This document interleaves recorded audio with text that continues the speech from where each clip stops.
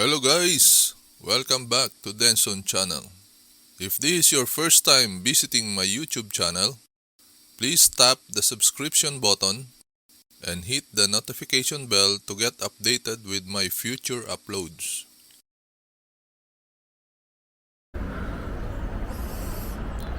Good day guys! How are you today? I hope everything is fine. Today, we are in Bradford on Avon, a town and civil parish in West Wiltshire, England, near the border with Somerset, which had a population of 10,405 Go inside. at the 2021 census. The town's canal, historic buildings, shops, pubs, and restaurants make it popular with tourists. The history of the town can be traced back to Roman origins. It has several buildings dating from the 17th century, when the town grew due to the thriving English woolen textile industry.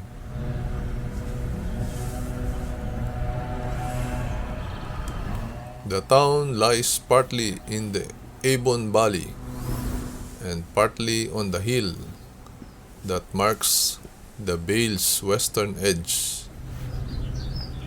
13 kilometers southeast of Bath, in the hilly area between the Mendip Hills, Salisbury Plain, and the Cotswold Hills. The local area around Bath provides the Jurassic limestone known as Bath Stone, from which the older buildings are constructed. The River Avon runs through the town.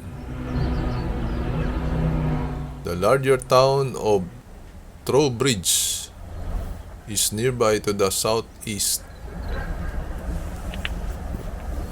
The town includes the suburbs of Burfield and Woolley.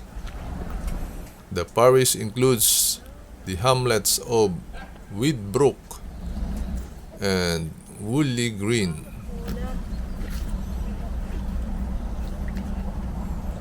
The Western Wiltshire Greenbelt, which forms the eastern extent of the Avon Greenbelt, completely surrounds Bradford on Avon. It helps to maintain the setting and preserve the character of the town by maintaining separation from nearby settlements such as Trowbridge, Winsley, and Westwood.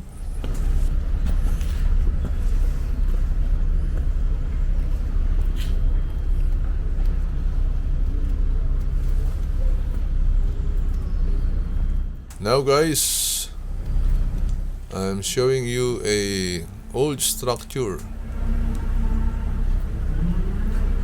which is a barn.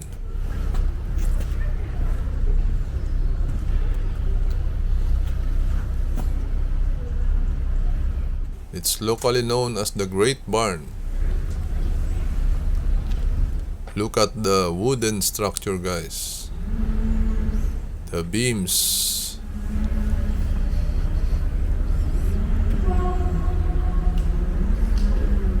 It's arc shaped.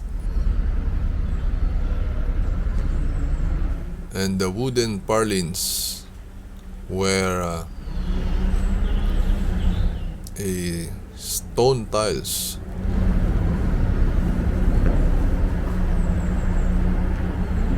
Were used as a roofing material.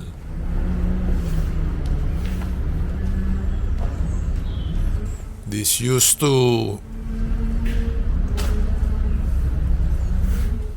house the livestocks and other food stocks coming from the farm harvest.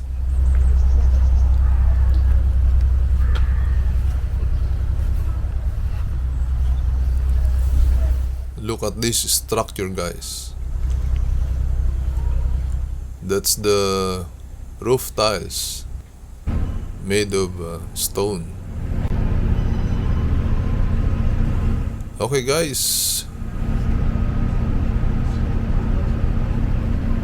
we finished our visit to the Bradford in Avon,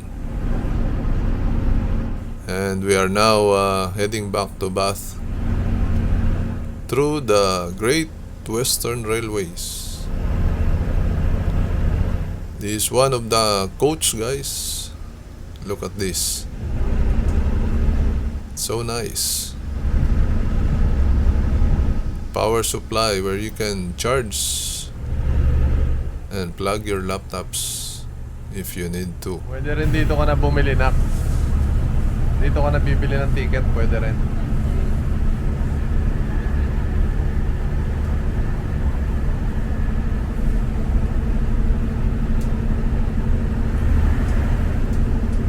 This is a modern train complete with the CCTV for security and monitoring.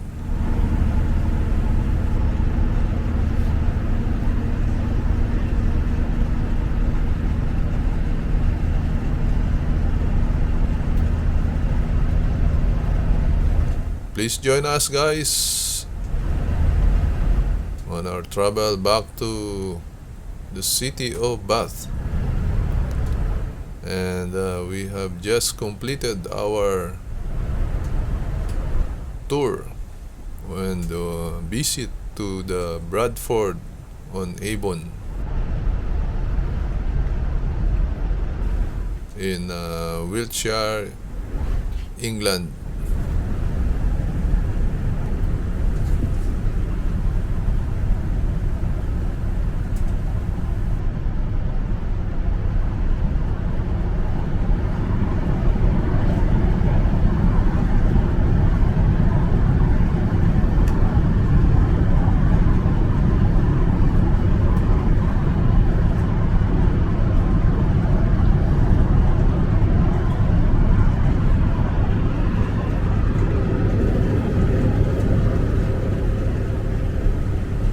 Okay, guys, enjoy the view outside as we travel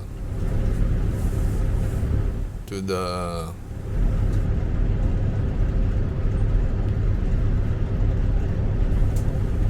Bath Spa